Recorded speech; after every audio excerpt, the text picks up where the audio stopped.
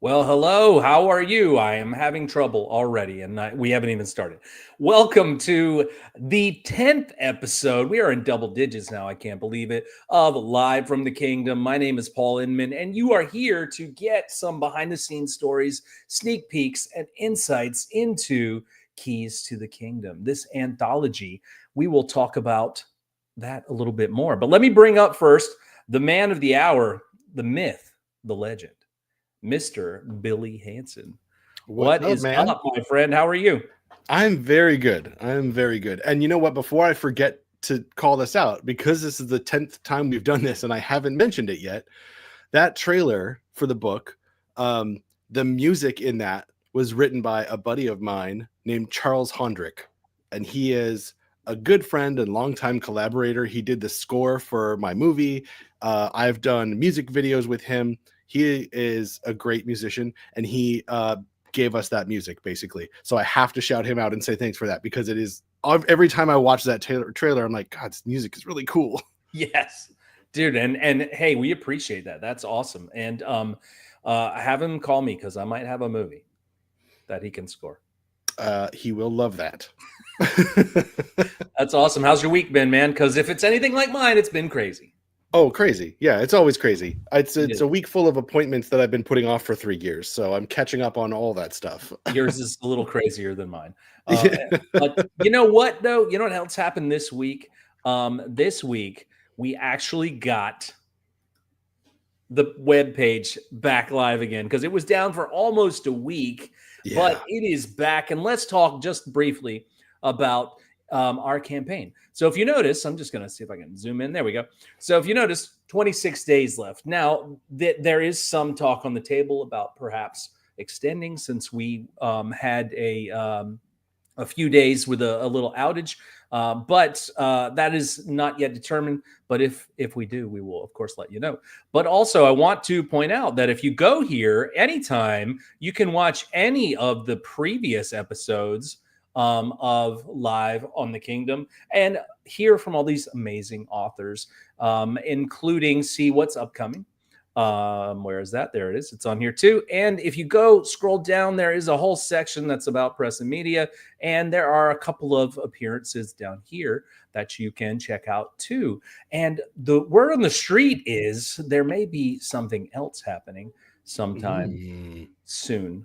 I'm intrigued. I can't say anything about that, Billy, because I don't know all the details, to be honest. Look, we got some fire emoji. What's up, man? And that music is great. We're happy that you're here, dude. You know, how do I get this off of here, Billy? I don't know what I'm doing anymore. 10 episodes in, I have no clue how to run this thing still every week. And it's becoming probably a running joke for those of you who show up here every week. But for me, it's stress. It's actual stress every time. Yeah. Well, I have a blast every time. I'm just sitting here.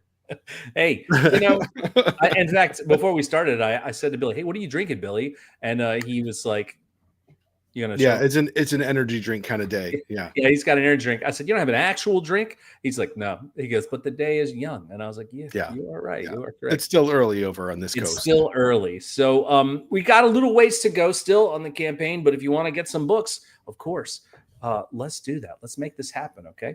But let's not beat around the bush, Billy. We have a special friend with us today, don't we? We do. We do have a very special friend, another Dollar Baby filmmaker who was a person, another name that I'd seen sort of tossed around in the Dollar Baby community a little bit, but someone who I hadn't actually met until we started talking about this book. So I was very excited to meet him. And let's bring him on, Stephen Tramontana. Yes. In honor of the Superman trailer.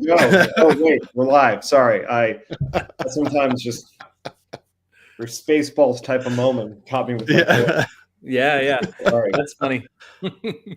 Man, did you see that trailer, by the way? I did. I was excited. It's funny. I was slow, I think, to come around to James Gunn. Like, I liked Guardians 1 and 2. And for whatever reason, it was when his Suicide Squad came out, that movie just really connected with me in every way. And then Guardians 3, like, for whatever reason, like, really connected with me. And so I had high hopes for his Superman. So, well, we'll see. I liked the previous iterations, all of them. I've liked them all. So, Karen. Hi, Karen. Welcome. And I saw, Karen, that your son is sick, and I hope that he gets better soon. But we appreciate you coming and hanging out with us. Is this comment toward me? I always make it fun. Like, I'm over here at the end. I mean, I think you can own it because you are making it fun. Yeah. I feel manic. I feel manic sometimes. Keep it peppy. We're enjoying the mania, so at least someone is. When we're done, like, I go out and crash, and my wife's like, "Are you all right?" And I'm like, "Well, that remains to be seen, you know." So, Stephen and I first met in Iowa, in Davenport, at what was the name of that? I can't. The Stephen King rules. Yeah, it was the second edition of Stephen King Rules, and we were in person that time. That's right. The first time it was all virtual because they put it together during COVID, which was so wonderful of them. Very helpful. Yeah, it was cool. I wasn't actually part of that one because my film wasn't finished yet. Because mine is still kind of new in the world of the Dollar Baby, relatively new in the world of Dollar Baby. Yeah, but you know what's funny is, like, I reached out to them when I heard about it, and I was like, "Listen, my film's not ready, but I have a trailer, and you can absolutely show it." And they're like, "Yeah," and I was like, "Okay, next time, you know." So that's how it worked. And Davenport was actually really awesome, man. I had never been to Davenport before. It was really cool. I liked it. Yeah, museum was great. The town was great. Obviously, everybody that was there, Norm and his crew, and the Stephen King Rules Dairy Public Radio folks were fantastic. And I think that was the first time that I really felt a sense of, like, kinship, because you're there with the other filmmakers. And during that time, the filmmakers that couldn't be in Iowa were checking in and messaging, and it was a whole thing. And suddenly it felt very special. You felt very supported. So to me, it was a seminal moment, It was so cool, man. And we also met Tony there, Anthony Northrup. And that was really cool getting to know him and the people that came sort of to see him and hang out with him, getting to know those people and just spending that time meeting all of these, like, really cool cool people that came out. It was really neat. And you know what the crazy part is, right? When we were planning for King Con, of course, I was like, hey, you've got to come out to King Con, but you had a prior engagement, so you didn't. It took what we had in Iowa to the next level. It really did. It really did, which is crazy to me because already in Iowa, I was like, whoa, this is awesome. This is amazing, you know? I feel like I really missed out on that. You did, but you didn't. You had the same experiences, similar. I mean, really similar That's experiences. True. In At King Con it was awesome, but I could tell, like watching the second Dollar Baby Rules, I could tell that it was a good time. Yeah, and also Tony, I've known for 13 years now, and I've never met him in person. Wow. You know, I think we all owe a debt of gratitude to Tony. I mean, he has been such an advocate, you know, for every filmmaker that's come through this program, and his 2 books that are out and are very good. And, you know, just his support, I think, has gone a long way, you know. And also that, you know, reading both of those books, you tend to forget how deep of a bench Dollar Baby goes, you know, especially now that the program's over. You can really kind of appreciate on that last, I'm not sure if they did this during King Con, but at that last Stephen King Rules one, I mean, they found that short, I think it was from like 1992 or something. It was back, you know? Yeah. It is very cool. Was that, I know that they played a version of The Jaunt, and I had never seen The Jaunt. And I don't know I think that may be the only version. I don't know that for sure though, but it was a great one. And it was one that was from a long time ago too. And it was a really good one. And I think the one you're referring to though, actually was one of the Man with Flowers. It is. Yeah. It was that one. Yeah. That was a great one. It's cool too, because they did a little block. Like they showed like 3 of them maybe or something. And I was like, there's a lot of those. Yeah. And what's funny is I've never read that story. So the only way I've experienced that story is through multiple Dollar Baby adaptations. Well, there a lot of them, you know, adapt it pretty faithfully because it's not a long story. None of them are long stories. But. Speaking of stories, though, we've got an anthology, and it's got a bunch of stories in it, and one of them happens to be written by Mr. Stephen. Let's not wait any longer, because that's what you're here for, right? Let's take an exclusive look at the title and the log line. Stephen, you care to share it with everybody? Yeah, it's called The One That Haunts You. And it is a horror crime short story. And the log line is that it's a hitman's planned retirement hits a snag when a job gone wrong catches up to him. And this is a story that I've been working on and was really close to shooting as a short film many times over the last, 8 or 9 years. And then I had to keep pushing it away for various reasons. So this was a pretty perfect way to kind of actually get it out there and get it in front of folks. Yeah, man. Let me bring us back up to, there we go. Yeah, man. I love this title too. When you shared the working title, I was like, that is awesome. And so without giving too much away, because your log line is a little bit maybe more vague than some of the other log lines, which is first note from editorial. What's that? I didn't hear you. I was talking. So. Oh no! I just said, "Is this my first note from editorial?" You're like, "Hey, you gotta clean that up, man. It's gotta be." No. I'm just saying some of them had a little more detail. So why don't you give us just a touch? Share with them just a touch more, because I know that there's a lot more you could share. Yeah. So this is a story about a man in his, he's kind of on the early side of retirement. He's like kind of mid to late 50s. He lives in LA. And where we find him in this story is it's his last day. He's getting out.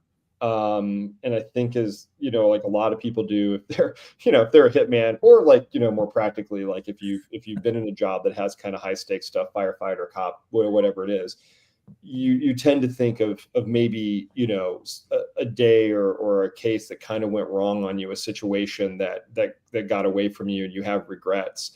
So as he's kind of thinking through all this, he's kind of in a situation where he's happy to be done with it, thinking he's getting out of it, and then suddenly something shows up from that thing he regrets, and it's like, whoa. Yeah. And it's really cool. I'm not going to spoil it. I won't, but it is really cool. Karen says, a story saved for the right time. Cool. And I see your other comment here. Let's see. Hearing everyone's stories and watching this grow has been a lot of fun. I'm learning a lot. Hey, we're glad that you are you've been championing this and showing up each week. That's awesome. Thank you so much. Well, we were excited to do it too, because not a lot of people will talk about their stuff like this, and I remember when we were first talking about doing these lives and just the opportunity that we were going to have to talk about each of these stories and talk about like where they come from, where they're going. And it's been really interesting to hear people talk about how, hey, I had this, I had nowhere for it to go, but this was the perfect thing. So that's it's awesome to hear that. And it's awesome to be able to share that with the audience that's going to read it. Yeah. And most of the stories are written specifically for this. Like even yours, Stephen, the one that haunts you is you're taking this short film idea and script that you had, and you are, recreating it for, prose for the novel, in prose form for the novel. So what kind of inspiration drew you into writing it as a short film? Like what were the big things that kind of pushed you forward there? Yeah. Well, I tend to write both horror and crime. I think there's a lot of overlap. We talk about the overlap of like comedy and horror, and I've been in that spot too. And I love crime films, but I kind of like, I don't want to use the term like elevated, because I think that's the wrong way. It's not artsy. It's just like the idea of like you take a basic crime concept and then you add something to it. I think the Coen brothers kind of do a version of this, and they do it very, very well. And to me, this was like my head was kind of in a Twilight Zone kind of mood. And I thought, what if we did something, and it's very much noir. The whole thing is this guy's narration as you see everything. And the idea that at that point I hadn't seen too many things that were like really trying to make it as much of a horror movie as a crime movie. So in the very beginning, you're like, oh, this is just a straight up crime tale. This is something you would have seen, as a short before a double feature in the 40s. And then as we kind of start to layer things in, it's like, oh no, we're going to give it to you. we're going to lather everything right on top of this. Oh yeah, and it's great. It's great. So, what challenges have you faced trying to adapt, basically in the other direction of your Dollar Baby? Because the Dollar Baby you bring from the page to the screen. This one you're going from what was to be on the screen to the page. Great question. To the prose page. Yeah, I was terrified. So actually, one thing really quick that I hadn't realized was that they're the same problems. So, so the Dollar Baby that I adapted, I never adapted anything before. It all just kind of been original stuff. And my first draft, so like the first draft doesn't work right, because that's what you learn about adaptation is like if you try to just port it over word for word, suddenly this thing it just doesn't work, Yeah. And then I had that exact same problem on this. I was terrified, by the way, because I've been writing only screenplays and comic book scripts for the last 10, 15 years. I hadn't written anything in prose for a very long time. And it was with your encouragement. Like, you can do it. Oh God. And that like when you're, I'm familiar now enough with everyone's writing and this stuff. I've read your stuff, I've read Billy's stuff, I've read Julia's stuff, and you're going like, I'm in this crew of very like great writers. And so you put a lot of pressure on yourself, not only to adapt it, but like, oh man, make the writing good. Don't be the one that don't tank the foursome on this deal. But here's the deal. Seriously, we are super blessed with the talent level that we have in this book. We really are. Yeah. Billy and because we're going through and doing all the editing now, and so we're reading we're fine tuning things, and like everything we're properly excited about. Not even just relieved that it's good, like oh cool, this is a really good one. Oh, Exactly. this is a really good one too. And it's all fresh and all new. And so I think, there were a couple people in the book who hadn't written prose in a long time or had like never published anything before. And everyone's really like coming out swinging. And it's been really great to watch it all come together. So yeah, there's like no weak link so far, maybe we'll see who goes on the back end, but no, but really, like, as I read these, I'm going, holy shit, my story ain't that good. You know what I mean? Yeah. I need another draft of mine. Yeah. I'm going to need 3 or 4, probably not. Yeah. Actually, I'm pretty proud of the stories that I wrote. So I'm just making a joke for those of you. Writing is writing, Yeah. So it's been a really interesting adventure. Like Billy said, we're like deep into the editing portion of it, and every day I read something that I'm like, man, that is awesome. This writing is great. Like, excuse me. Like, I made a note today that I was like, man, I love this description. Like, it is vivid. You can just see it, and that's what I like. Like, it's just been a really crazy roller coaster ride. And to your point, like, you don't need to worry because everybody is just, hitting home runs, Yeah, man, thanks for talking me off that cliff. Like, and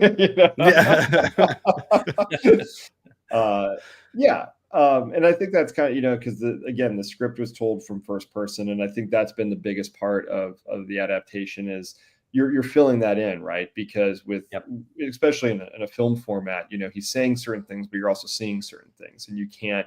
That's the part of it that you have to start to figure out. Like, okay, if we see him in a bar and we see, try not to give too much away, but if you see certain things and that's telegraphed visually, well, now, part of the story is having to go back and figure out, like, okay, what we saw visually, I have to not only now spell out, but I've got to spell it out in a way of him talking to the reader that actually makes sense, and that's where you start to have to really like blend and work with that dialogue and work with that character. So. Yeah. And, sometimes when sometimes when I'm writing, I will randomly come across something that I'm like, wow, that feels like it really works. Like, you just get that magic feeling, right? And if you're like me, and Billy, if you're like me, or anybody listening, like, I'll read that again later and I'll be like, this is terrible. But then I'll read it a third time even later and go, actually, this is actually pretty good. Because I like have these like manic, we already covered this, right? But seriously, like, we're our own biggest critics, and that's the hardest thing for me as a creative person, because you even when you lock it in the box, that voice is still back in there yelling and banging on the box, sometimes, big right? time. Well, it's like that. I'm sure we've all seen this meme. I think it's incredibly accurate. It's like the bell curve of a writer, where it's like, this is great, I am great. This is okay, this is shit, I am shit. This is okay, great. I think it's just how we do it. Yeah.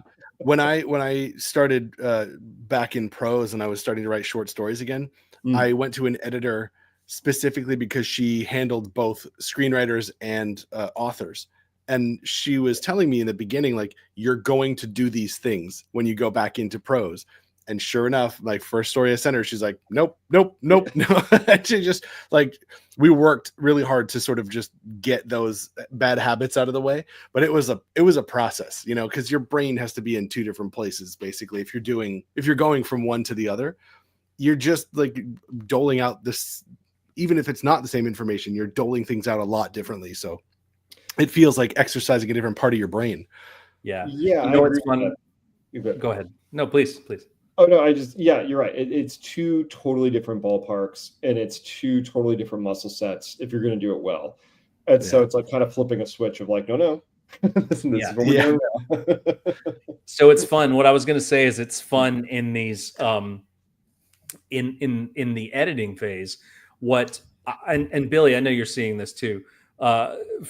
Pulling back the curtain even further, Billy and I are both taking separate passes on every story, where we're not really comparing notes. So we have sort of fresh take, so we can show two different sides of two different opinions or whatever. But anyway, we've come across a lot of the writers are also screenwriters or spent a long time doing screenwriting. We said, hey, come back to this.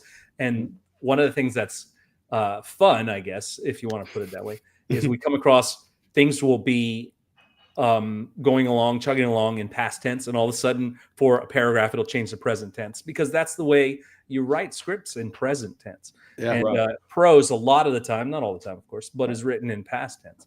And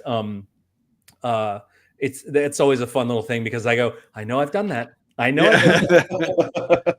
Hard not to, It's hard not to. It is hard not to. It's like you said, it's like flipping that switch.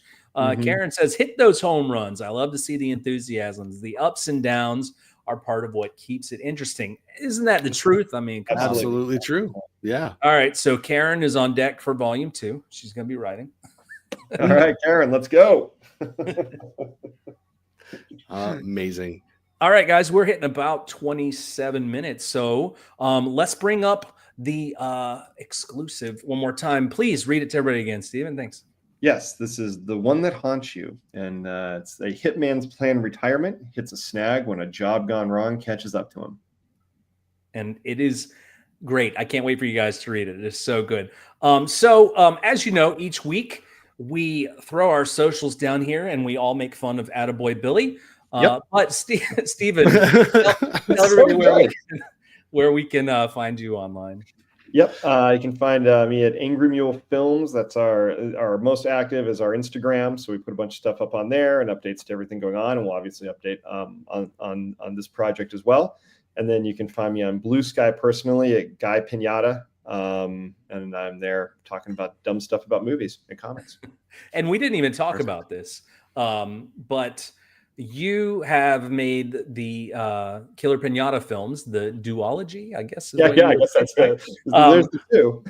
Yeah, and those films are fantastic. I was fortunate enough to have a very tiny, little, teeny, tiny bit of a small, be a bit of a small help on the second one, and I enjoyed that immensely. And I really appreciate you inviting me to do some visual effects work on that film. You made that scene, and by the way, not spoiler alert, the movie's like been out for a minute, but we had a big ending scene, and Paul came in and gave it everything. And you're so good at the effects side of things. I'll just never forget sending you that footage, and you had a million questions, and I was like, I don't know. Well, the questions help guide which way to go. What do you want? You're like, just make it, and I'm like, okay, I can do that. Do a thing. Just make it good. Make it look like a portal. She's going to hell. I don't know. Yeah. But I appreciated having the opportunity to work on that. That's the only feature film I've ever worked on, to be revised, hopefully. I was about to say, for now. Yeah, for now. But and I almost forgot again, Billy. By the way, Paul Inman SC, that's me if you want to follow me. Almost forgot. But if you want to follow the book, we have a Facebook page dedicated to the book, facebook.com/Keys to the Kingdom 2025. If you want to order a book, you can go to the Inkshares page, which is inkshares.com/books/keys-to-the-kingdom. And you can pick up a copy or more, if you'd like, of the book. So, gentlemen, let me bring us back up here. It's been fantastic. Let's take a look at who we've got next week. Who's our special guest next week? Well, we have Miss Jackie Perez coming to hang out with us next week. And Jackie is awesome, and I'm so excited about that for next week. You guys got anything that you want to throw out before we wrap it? I think the only thing to mention is that last week we mentioned we're going to be putting up another sample. Yes. With the website down, we haven't done that yet, but as soon as we put that up, we'll make sure everybody knows that it's there. Well, I can show you. I just want to show you real quick, everybody. I did make an effort. You can go read the log lines and all that stuff. You know that. I made an effort to add this new chapter from Billy's story, Life Sentence. But when I click this button, watch what happens. Something is still broken. Is still broken. So they know about it, and they are working on it. But in the meantime, if you are very excited about Billy's sample, of course, just Wait. This is a great way to get into it. Wait. I see where you're right going. there. I see where you're going. Email us and I will send you the sample directly. Or Billy, or one of us will send you the sample directly. I was looking for it hard, Billy. I didn't know where it was. I was like, I know it's here somewhere. dbanthology@gmail.com if you want to email us. Join us next week with Jackie for Stephen Tramontana and Billy Hanson. My name is Paul Inman, and we appreciate you being here. We'll be back next Wednesday, every Wednesday. Come hang out with us. Thank you. Awesome. Thanks, guys.